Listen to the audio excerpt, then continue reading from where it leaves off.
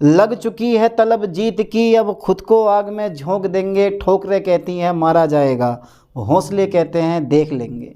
Hello बच्चों, कैसे हैं आप लोग। चलिए आज क्लास को थोड़ा इंटरेस्टिंग बनाते हैं। गुरु जम्भेश्वर यूनिवर्सिटी मुरादाबाद वालों का एग्जाम पेपर आने वाला है। अब तक कुछ नहीं पढ़ा है तो ये वीडियो आपके लिए मोस्ट होने वाली है, क्योंकि मैं बताने वाला हूं आपको ऐसे टॉपिक जो हर साल एग्जाम पेपर में आने वाले हैं। बीएससी फर्स्ट सेमेस्टर केमिस्ट्री के वो सारे के सारे मोस्ट इंपोर्टेंट टॉपिक जो इस साल आपके एग्जाम पेपर में रखे हुए मिलेंगे। जिस तरह सूरज पूरब से निकलता है उसी तरह हर साल ये टॉपिक पेपर में रखे हुए मिलते हैं। चलिए देख लेते हैं फंडामेंटल केमिस्ट्री के वो कौन कौन से क्वेश्चन हैं, कौन कौन से टॉपिक हैं जो इस साल आपके एग्जाम पेपर में फंसने वाले हैं। ओके, तो टॉपिक मैंने फर्स्ट लिया है यूनिट फर्स्ट से। बहुत ही इंटेलिजेंट है, ध्यान देना मेरे दोस्तों, बहुत ही इंपोर्टेंट टॉपिक है, हाइड्रोजन बॉन्ड। अरे यार सर ये टॉपिक तो आज तक हमने नहीं पढ़ा। अरे नहीं पढ़ा तो बेटा पढ़ना शुरू कर दो, आज से ही पढ़ना शुरू कर दो, ठीक है। अब से ही पढ़ना शुरू कर दो। जितने टॉपिक मैं बताने वाला हूं 10 से 12 टॉपिक ये भी कवर कर लिए ना तो पूरा एग्जाम पेपर आप 100% करके आओगे और कमेंट करना कि सर ये टॉपिक हमारे पेपर में फंस गए। ओके, तो hydrogen bond is a very important hydrogen bond. अरे सर हिंदी में लिख दो, हम तो हिंदी मीडियम वाले हैं, हिंदी में जाने, इंग्लिश का पता हमें का हो गया इंग्लिश। अच्छा बेटा एक बात बताऊंगा, देखो लिखने का तरीका, मार्क्स लाने हैं तो हाइड्रोजन बंद, ठीक है। लाइन पे ध्यान देना बेटा, बहुत ही इंपॉर्टेंट टॉपिक है, पक्का फंसेगा। देखो ज़्यादा से ज़्यादा जब आप कॉपी भर के आओ ना इंग्लिश वर्ड ज़्यादा यूज़ करना, इंग्लिश वर्ड ज़्यादा यूज़ करना, ये सोच लेना ज़्यादा से ज़्यादा नंबर आपको मिलने वाले हैं। ये ट्रिक मैंने आपको बता दी, ज़्यादा से ज़्यादा इंग्लिश वर्ड यूज़ करके आना है ताकि आपको अच्छे से अच्छे नंबर मिल सके। अभी पिछले साल की बात है, जब मैंने एक लड़की की कॉपी चेक करी, एक मैनेजर की लड़की थी। अब पता नहीं क्या हुआ कि भाई नकल करवाई होगी या कुछ भी करा हो, हूबहू मॉडल उतरा हुआ, क्वेश्चन नंबर 1 का उत्तर मॉडल का छाप दिया, क्वेश्चन नंबर 3 का उत्तर मॉडल का छाप दिया, क्वेश्चन नंबर 7 का उत्तर मॉडल का छाप दिया। मैंने कहा यार इतना एग्जैक्ट कोई लड़की कैसे लिख सकती है मॉडल का। मैंने 3 नंबर दिए, जो मुझे लगा यहाँ पे इस लड़की ने सही लिखा, 3 नंबर दिए, बाकी सब काट दिए। क्योंकि मैनेजर की लड़की थी, रीचेक का फॉर्म भर दिया। रीचेक में सब हमें बुलाया गया, क्योंकि रीचेक में ऐसा होता है कि एक कॉपी चेक करने वाला टीचर होता है और एक अदर टीचर होता है।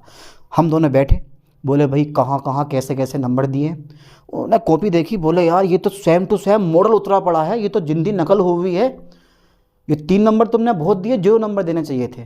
नंबर दिए 3, बोले भाई हो गया काम, बोले इतने का तो नहीं है, फैसला मेरे पक्ष में गया। समझे इस चीज़ को।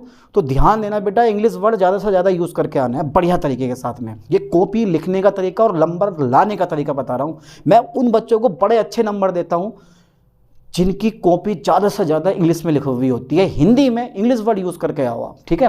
तो हाइड्रोजन बॉन्ड सेकंड नंबर जो मैंने लिया है वंडरवाल फोर्सेस। जहां भी इंग्लिश वर्ड यूज़ हो रहा है, लग रहा है कि भाई मैं लिख सकता हूं, लिख दो, गलत मत लिखना, कभी गलत लिख दो। वंडरवाल्स, ठीक है, वंडरवाल्स फोर्सेस, वंडरवाल्स नहीं कर दे रहा हूँ मैं, वंडरवाल फोर्सेस कर दे रहा हूँ। ओके, या वंडरवाल्स कर सकते हो, कोई दिक्कत नहीं है, फोर्सेस, ठीक है। इसको हिंदी में कहते हैं वंडर वाल्स बल, ठीक है बेटा, वंडर वाल्स बल। ये लाइन पे ध्यान देना, ये जो टॉपिक है ना, ये वाला, ये टॉपिक, ये 100% is a very important topic. ये पेपर में फंस गया, ये मानो इस साल कंफर्म टॉपिक है, वो भी लॉन्ग क्वेश्चन 10 से 12 टॉपिक बताने वाला हूं, यही टॉपिक आज आपको क्लियर कर लेना है।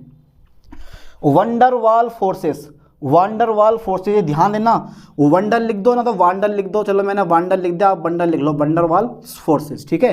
ओके, अच्छा थर्ड नंबर जरा ध्यान देना, थर्ड टॉपिक पे फजांस रूल आपने पढ़ा है। फजांस रूल सर पता नहीं हमने पढ़ा है नहीं पढ़ा है, पर सब बहुत इंपॉर्टेंट टॉपिक होने वाला है फजांस रूल, ये पढ़ के जाना, शॉर्ट क्वेश्चन पक्का। ये तीनों के तीनों टॉपिक एग्जाम पेपर में आपको रखे हुए मिलेंगे। सेलेक्ट आपको करना है कि सर मुझे कौन सा टॉपिक करना है, सेलेक्ट करना है। ये ध्यान देना, तीनों के तीनों टॉपिक ये एग्जाम पेपर में रखे हुए मिलेंगे। लॉन्ग में ये मिलेगा वंडरवाल फोर्सेस, आज सब करवा दूंगा, बस बने रहो मेरे साथ आज। तो वंडरवाल्स फोर्सेस, ये जो टॉपिक आप देख रहे हो ना, इस साल कंफर्म है, लॉन्ग क्वेश्चन पक्का फंसेगा।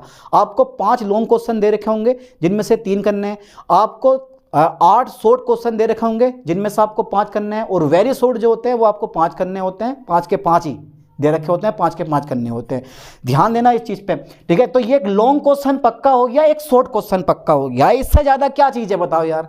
एक, क्योंकि 3 लॉन्ग क्वेश्चन करने हैं ना, एक मैंने बता दिया वंडर वॉल फोर्सेस। जो चौथा नंबर जो आगा ना आपका, चौथा नंबर जो आ रहा है, ये जो चौथा नंबर मैं बताने वाला हूँ आपको, ध्यान देना। हाइब्रिडाइजेशन, आंधी टले तूफान टले, आंधी टले तूफान टले, इसको मैं हिंदी में लिख दे रहा हूँ, जिन बच्चों के पेपर हिंदी में है वो हिंदी में देख लेना। फजांस का नियम, ठीक है, या फजान का नियम लिख दो, कोई दिक्कत नहीं है। फजांस रूल यानी कि फजान का नियम मैंने लिख दिया इस टाइप से, कोई दिक्कत नहीं है, ठीक है। हाइब्रिडाइजेशन को हिंदी में क्या बोलते हैं सर? हाइब्रिडाइजेशन को हिंदी में कहते हैं संकरण। बहुत बढ़िया, बहुत बढ़िया। जिस तरह सूरज पूरब से निकलता है उसी तरह हर साल ये टॉपिक पेपर में रखा हुआ मिलता है। लॉन्ग क्वेश्चन पक्का हो गया, 2 लॉन्ग क्वेश्चन हो गए, 2 लॉन्ग क्वेश्चन, एक वंडरवाल फोर्सेस पक्का लॉन्ग में फंसेगा और एक हाइब्रिडाइजेशन पक्का लॉन्ग में फंसेगा, ठीक है। समझ में आया? 3 टॉपिक 4 टॉपिक हो गए हमारे, बस ज़्यादा नहीं, 10 से 12 टॉपिक लूंगा, वही एग्जाम पेपर में रखे हुए मिलेंगे, फालतू पढ़ने की जरूरत क्या है, ठीक है। चलिए मैं आगे बढ़ाता हूँ इस चीज़ को, मैं थोड़ा सा आगे बढ़ा दें। ओके, जल्दी फास्टली मुझे ये बताओ कि किन किन बच्चों ने अब तक लगभग सारे टॉपिक तैयार कर रखे हैं। जल्दी से फास्टली कमेंट बता दो जिनकी तैयारी बड़ी ज़बरदस्त है, और जिनकी तैयारी बिल्कुल नहीं हो पा रही है मुझे बताओ, मैं करवाऊंगा, ठीक है। मैं बताता हूँ क्या क्या पढ़ना है आपको, ये पढ़ लेना बढ़िया करके, ठीक है। नेक्स्ट देखते हैं। अच्छा, टॉपिक नंबर 5 हमारा आ जाता है हाइब्रिडाइजेशन। सर पढ़ लिया, बहुत बार आया हुआ है, बड़ा मजा आया सर पढ़ने में, काफ़ी बड़ा टॉपिक है, ज़्यादा नहीं पूछेगा, 2 या 3 हाइब्रिडाइजेशन पूछ लेगा बस, इससे ज़्यादा नहीं पूछता। SP पूछ लेगा, SP2 पूछ लेगा, SP3 पूछ लेगा, SP3D वगैरह नहीं पूछता है, ठीक है। चलिए आगे देखते हैं, आगे देखते हैं। अच्छा बेटा, इसके बाद जो टॉपिक है ना, इलेक्ट्रॉन एफिनिटी, इलेक्ट्रॉन एफिनिटी पढ़ा है, इलेक्ट्रॉन एफिनिटी ज़्यादा नहीं पढ़ाऊंगा यार, ज़्यादा नहीं बताने वाला हूँ, 10 से 12 टॉपिक बस। इलेक्ट्रॉन एफिनिटी, ठीक है सर, इसको कहते हैं हिंदी में इलेक्ट्रॉन बंधुता। वेरी गुड, इलेक्ट्रॉन बंधुता। सर क्या ये भी इम्पोर्टेंट है? अबे यार, अगर इम्पोर्टेंट नहीं होता तो मैं क्यों लिख पाता, तुम मुझे खुद बता दो आज। इलेक्ट्रॉन बंधुता, हो सर आज तो GJUM वालों का मजा आने वाला है, पेपर का पूरा पेपर लीक है ये, समझ गए इस चीज़ को। इलेक्ट्रॉन बंधुता, इलेक्ट्रॉन एफिनिटी, इलेक्ट्रॉन बंधुता। अच्छा, 5वां 6ठा नंबर में लेता हूँ, ध्यान देना इस चीज़ पे। 6ठा नंबर हो गए, 5 टॉपिक कंप्लीट पढ़ के जाना। इलेक्ट्रॉन एफिनिटी शॉर्ट क्वेश्चन में पूछेगा आपके, ठीक है। नेक्स्ट देखते हैं, नेक्स्ट देख लेते हैं, देख लें सर जरा इलेक्ट्रॉन एफिनिटी के बाद में क्या सर इंपॉर्टेंट लग रहा है आपको? भैया हाइपर कंजुगेशन पढ़ा है, पढ़ा है, यानी कि हाइपर कंजुगेशन, ठीक है। हाइपर कंजुगेशन इसको कहते हैं अति संयुग्मन। अरे भाई, अति संयुग्मन क्या बात है सर, अति संयुग्मन, ओहो अति संयुग्मन, हाइपर कंजुगेशन, अति संयुग्मन, वेरी वेरी इंपॉर्टेंट टॉपिक है, very very important topic. Short question पक्का है, शॉर्ट क्वेश्चन पक्का है, ठीक है, 5 मार्क्स का। ओके, 7वां नंबर देख लेते हैं, 7वां नंबर देख लेते हैं। अभी आपके पास बहुत टाइम है यार, अगर आप चाहते हो ना अभी से पढ़ना तो सही कह रहा हूँ, 10 से 12 टॉपिक जो मैं बता रहा हूँ ना, ये वाले ये पढ़ लो, जिन्होंने अभी तक कुछ नहीं पढ़ा, जिन्होंने पढ़ रखा और पढ़ो, ताकि परसेंटेज अच्छे से अच्छी बन सके।